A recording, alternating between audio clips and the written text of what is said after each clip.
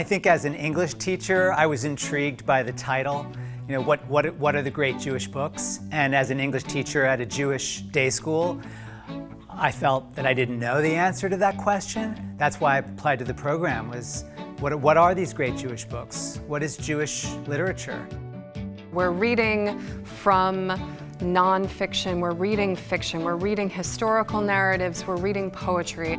One of the things that I wanted to get from the program that I think that I am getting is the breadth and depth of Jewish literature. There's a lot of writing here that I had never experienced or heard of and that I wouldn't have known about had I not done the program. Most exciting for me has been how history and literature are coming face to face in this program.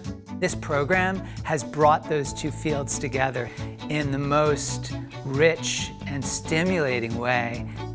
Having the English teachers and the history teachers and thinking about, oh, I could take this technique from an English class and use it, or this technique from history and pull it in.